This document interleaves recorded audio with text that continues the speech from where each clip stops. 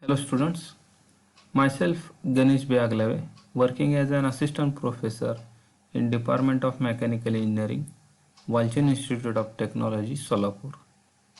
In this session, we will see Mueller's diagram. Learning outcome.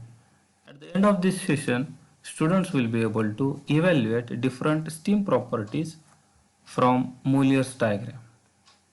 As we have studied the temperature volume, specific volume diagram of water.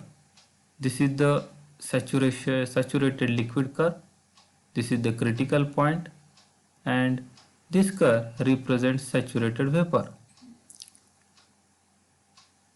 This line is constant pressure line.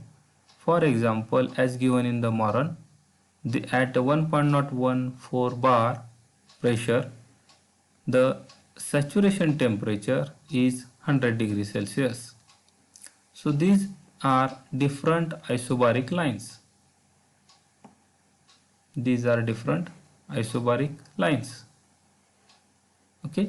Now, as we know, this is the liquid region. This is the wet steam region where the water is present in the liquid and vapor form, and this is the superheated vapor region.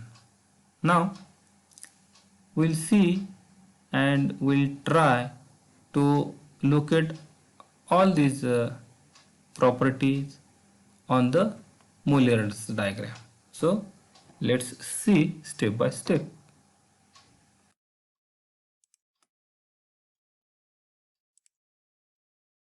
In the Mueller's diagram, also called enthalpy entropy diagram, on y-axis the specific enthalpy is taken, and along x-axis specific entropy is taken.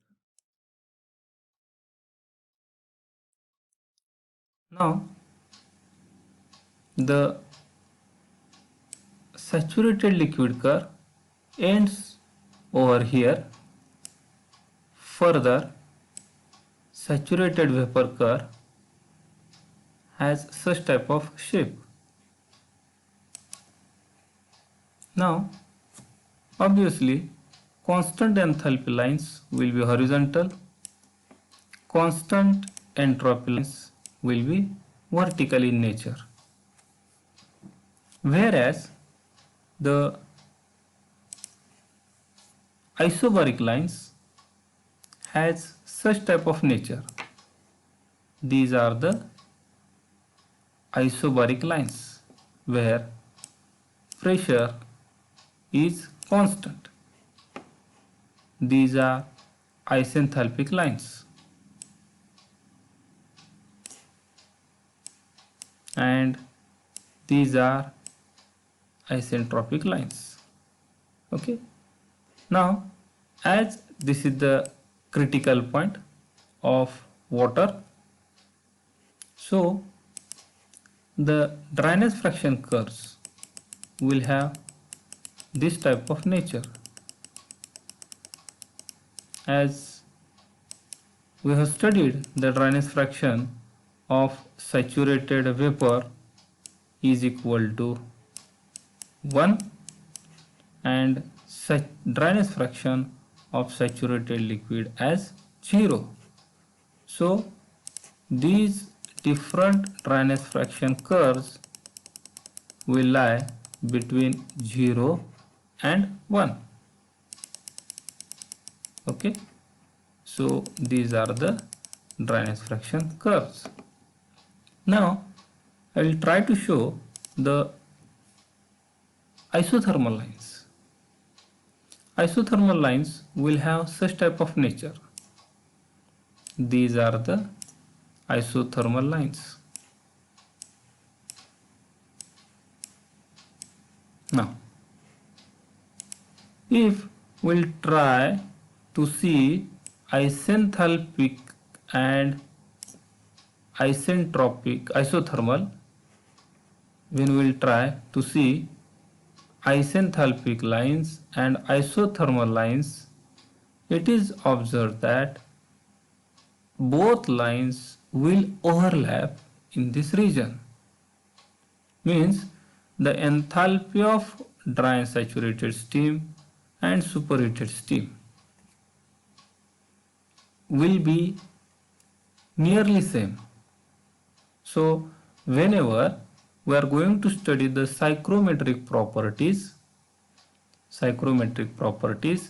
then isothermal and isenthalpic are assumed same, whereas the enthalpy deviation is neglected. So it makes the study of psychrometric properties, that is study of moisture, simple.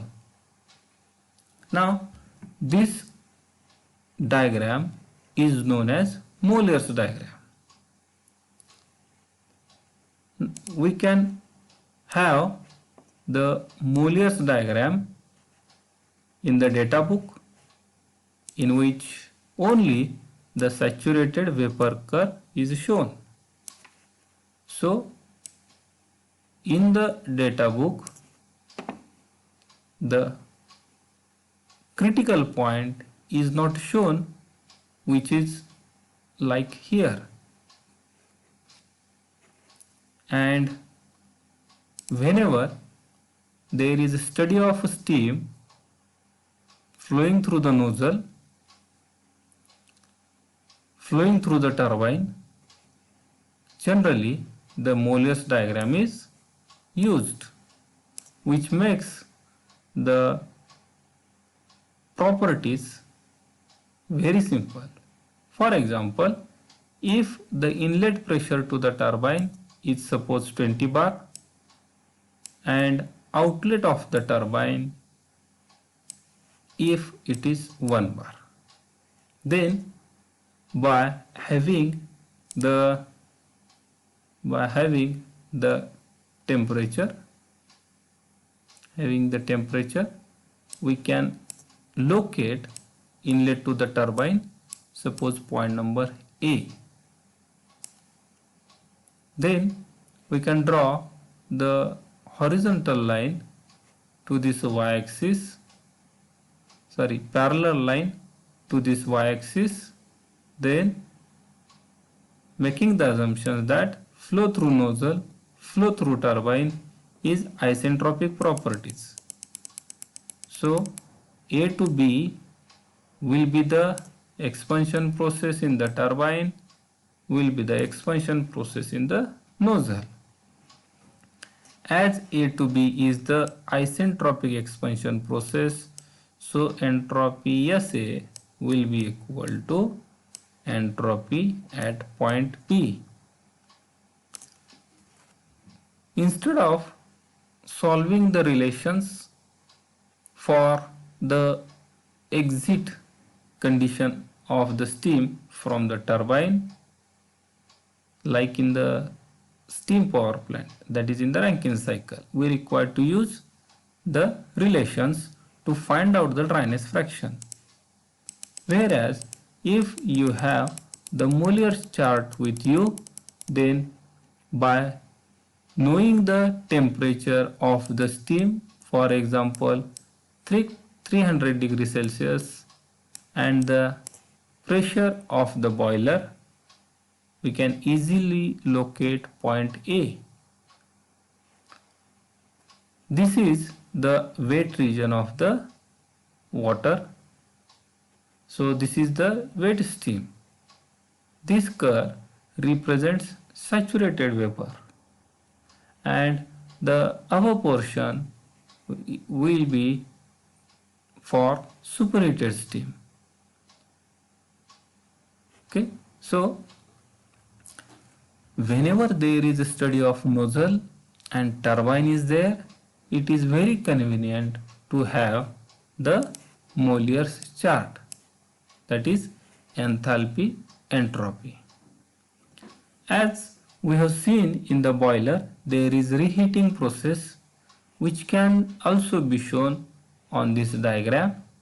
Reheating follows the isobaric and up to that particular temperature.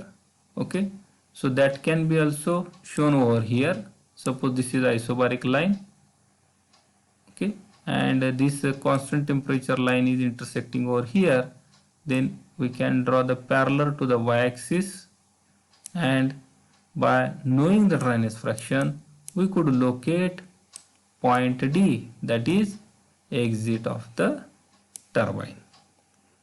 So this is your partial expansion process. Further steam is reheated which undergoes the second expansion process in the turbine. That's why the Mollier chart is very easy for solving and for designing the nozzles and turbines.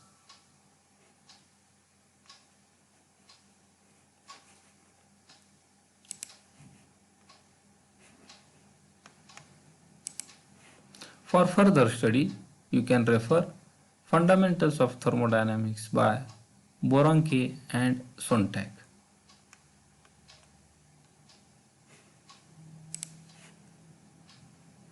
Thank you.